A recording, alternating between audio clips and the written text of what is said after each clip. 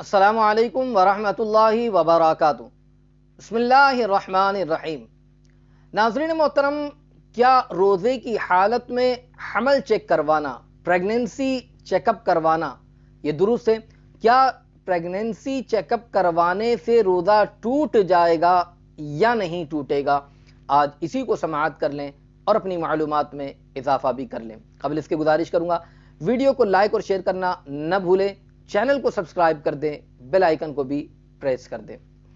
नाज़रीन मोहतरम, रोज़े की हालत में प्रेगनेंसी चेकअप के लिए जाना, क्या इससे रोज़ा टूटेगा या नहीं? हमल चेक करवाने के लिए तो अगर इस तरीके से रोज़े की हालत में अगर जाते हैं तो क्या इससे रोज़ा टूट जाएगा या नहीं टूटेगा? तो याद रखें, चेकअप के हवाले से मैं बता दूं कि हमल के इब्तिदाई अय्याम में जब लेडी डॉक्टर के पास जाते हैं हमल चेक करवाने के लिए, प्रेगनेंसी चेकअप के लिए, तो बाज़ दफ़ा ऐसा भी होता है कि वो डॉक्टर जो है वो दस्ताना पहनकर, हाथ में ग्लव्स वगैरह पहनकर जो है बाज़ मर्तबा हामिला औरत की शर्मगाह के अंदर उंगली दाखिल करती है, मुआयना करती है, चेकअप करती है, और जो है अब वो देखा जाएगा कि जो उसने दस्ताना पहना हुआ है, जो उसने हाथ में ग्लव्स पहना हुआ है, जिससे वो हामिला की चेकअप कर रही है, अगर वो दस्ताना सूखा है, यानी उस पर कुछ लगा हुआ नहीं है, वो दस्ताना बिल्कुल खुश्क है, बिल्कुल सूखा है, और खुश्क उंगली वो दाखिल करके अगर मुआयना कर रही है, तो याद रख लीजिए इससे रोज़ा फासिद नहीं होगा, इससे रोज़ा नहीं टूटेगा।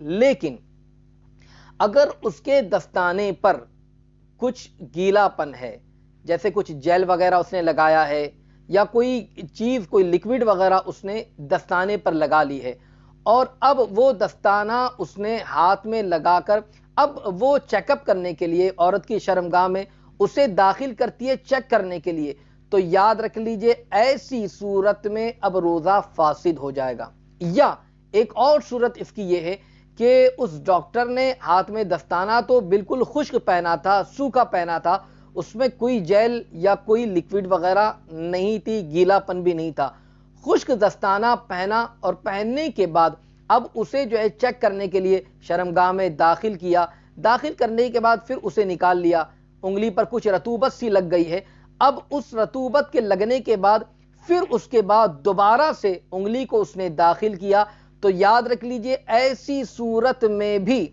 उसका रोज़ा फासिद हो जाएगा, रोज़ा टूट जाएगा।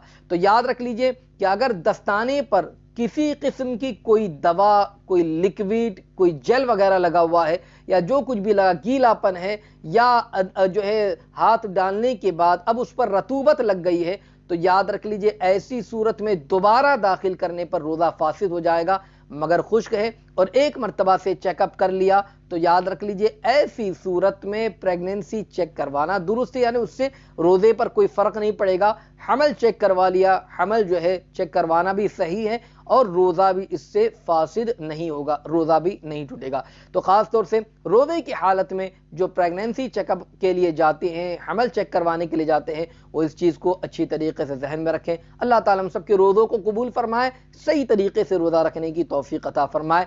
आमीन। अस्सलामु अलैकुम वरहमतुल्लाहि वबरकातुहू।